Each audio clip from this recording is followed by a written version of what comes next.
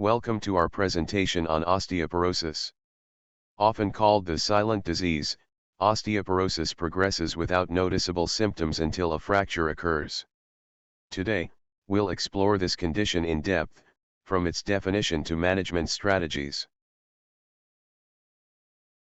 Osteoporosis is a systemic skeletal disorder characterized by decreased bone mass and deterioration of bone microarchitecture.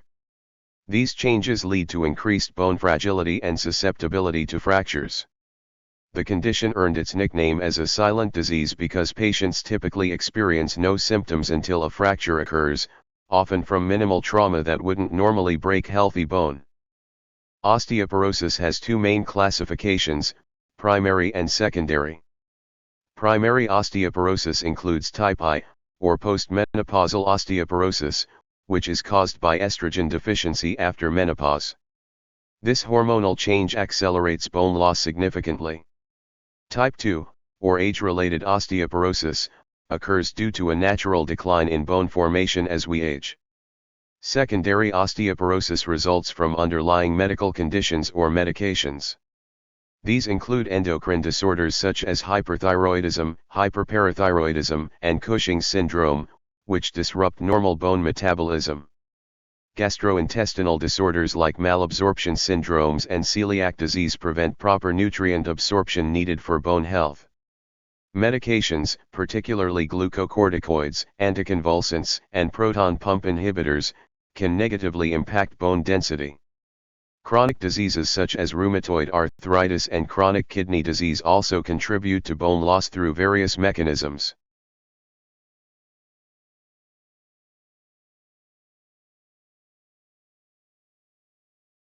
Risk factors for osteoporosis fall into two categories, non-modifiable and modifiable. Non-modifiable risk factors include advanced age, as bone loss accelerates after age 50, female gender, with postmenopausal women at highest risk, family history of osteoporosis or fractures, suggesting genetic predisposition, and low body weight or small frame, which correlates with lower bone mass. Modifiable risk factors, which can be addressed through lifestyle changes, include low calcium and vitamin D intake, essential nutrients for bone health, sedentary lifestyle, as weight-bearing exercise stimulates bone formation, smoking and excessive alcohol consumption, both of which interfere with bone-building cells, and prolonged use of glucocorticoids or other medications known to affect bone density. In its early stages, osteoporosis typically produces no symptoms, which is why screening is so important for at-risk individuals. As the disease progresses to later stages, patients may experience fragility fractures breaks that occur with minimal trauma, commonly affecting the hip, spine, and wrist. Height loss becomes noticeable due to vertebral compression fractures, which can reduce a person's stature by several inches over time. Kyphosis, or forward rounding of the back, also called dowager's hump, develops as multiple vertebral fractures alter spinal alignment. Back pain, often sudden and severe, typically results from these vertebral fractures and can become chronic in nature. The pathophysiology of osteoporosis centers on an imbalance between bone resorption and bone formation, leading to a net loss of bone mass. Let's examine this process step by step. First, a bone remodeling imbalance occurs where bone resorption by osteoclasts exceeds bone formation by osteoblasts. This imbalance is influenced by aging, hormonal changes such as estrogen deficiency, and various secondary causes we discussed earlier. This leads to decreased bone mass, characterized by loss of bone mineral density and deterioration of bone microarchitecture. The trabecular or spongy bone becomes particularly affected, with thinning and disconnection of the bone lattice structure. Finally, increased bone fragility results as the weakened bone structure becomes more prone to fractures, even with minor trauma. The bone loses both quantity and quality, compromising its strength and resilience. Diagnosing osteoporosis involves several key investigations. Bone mineral density testing, specifically the DXA scan, is the gold standard. A T-score of -2.5 or lower confirms the diagnosis, while scores between -1.0 and -2.5 indicate osteopenia, a precursor to osteoporosis. X-rays are used to detect existing fractures, especially in the spine, hip, or wrist, though they cannot diagnose osteoporosis until significant bone loss has occurred. Blood tests assess serum calcium, phosphorus, and alkaline phosphatase levels, which are usually normal in primary osteoporosis but may be altered in secondary causes. Vitamin D levels help assess deficiency, while parathyroid hormone levels can rule out hyperparathyroidism as a secondary cause. Bone turnover markers, including serum C-terminal telepeptide and osteocalcin levels, may indicate bone resorption and formation activity, helping monitor treatment response. For more detailed assessment of bone quality, advanced imaging such as quantitative CT or MRI may be employed, particularly in complex cases. Pharmacological therapy for osteoporosis includes several classes of medications. Antiresorptive drugs slow bone breakdown and include bisphosphonates, which inhibit osteoclast-mediated bone resorption. Examples include alendronate at 70 mg once weekly, risdronate at 35 mg once weekly or 150 mg monthly, and zoledronic acid at 5 mg intravenously once yearly. In India, these are available as Fosamax, Actonal, and Reclast, respectively. Selective estrogen receptor modulators, or SERMs, mimic estrogen's protective effects on bone without stimulating breast or uterine tissue. Raloxifene at 60 mg daily is the primary example, marketed in India as Evista. Denosumab is a monoclonal antibody that inhibits RANKL, a protein essential for osteoclast formation, thereby reducing bone resorption.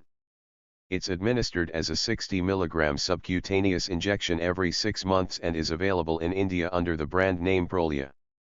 Bone anabolic drugs stimulate new bone formation and include teriparatide, a recombinant parathyroid hormone that promotes osteoblast activity. It's administered as a 20 microgram subcutaneous injection daily and is available in India as Forteo. Romosozumab is a newer monoclonal antibody that both promotes bone formation and inhibits resorption, administered as 210 mg subcutaneously monthly. Calcium and vitamin D supplements are fundamental to any osteoporosis treatment regimen. Recommended dosages are 1000 to 1200 mg of calcium daily and 800 to 1000 IU of vitamin D daily. In India, common brands include Shulkal and Calcirol. Hormone replacement therapy is sometimes used in postmenopausal women to prevent bone loss, but it carries risks such as increased rates of breast cancer and thromboembolism, so it's not a first-line treatment for osteoporosis. Non-pharmacological management is crucial in osteoporosis care. Lifestyle modifications include ensuring adequate calcium and vitamin D intake through diet or supplements.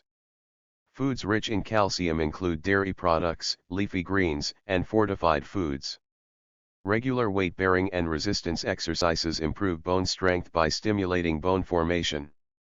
Examples include walking, jogging, dancing, and resistance training. Smoking cessation and limiting alcohol intake are also essential, as both contribute to bone loss. Fall prevention strategies are critical since falls often trigger fractures in those with osteoporosis. Home safety measures include removing tripping hazards, improving lighting, installing grab bars in bathrooms, and using non-slip mats. Assistive devices such as canes or walkers may be recommended for those with balance issues. Physical therapy focuses on exercises to improve balance, posture, and muscle strength, reducing fall risk and supporting proper spinal alignment to prevent fractures. Osteoporosis can lead to several serious complications. Fractures, particularly fragility fractures of the hip, spine, and wrist, are the most common and concerning. These can occur with minimal trauma, even from everyday activities. Chronic pain often results from vertebral fractures and can significantly impact quality of life, sometimes becoming persistent and debilitating. Height loss and deformity, especially kyphosis or dowager's hump, develop due to vertebral compression fractures and can affect breathing and digestive function. Disability and reduced quality of life follow, particularly after hip fractures, which can lead to immobility and dependence on caregivers. Many patients never regain their previous level of function after a hip fracture. Perhaps most concerning is increased mortality, as hip fractures are associated with higher death rates, especially in the elderly. This is often due to complications such as pneumonia, blood clots, or cardiovascular events following fracture. To summarize, osteoporosis is a systemic skeletal disorder characterized by decreased bone mass and microarchitectural deterioration, leading to increased fracture risk. Common causes include aging, postmenopausal estrogen deficiency, and secondary factors like glucocorticoid use or chronic diseases. Diagnosis is confirmed by a DXA scan with a T-score of -2.5 or lower. Management includes antiresorptive drugs such as bisphosphonates and denosumab, bone anabolic drugs like teriparatide, and comprehensive lifestyle modifications. Preventive measures, including adequate calcium and vitamin D intake, regular weight-bearing exercise, and fall prevention strategies, are essential to reduce fracture risk and maintain quality of life. Early intervention is key to preventing the debilitating consequences of this silent disease.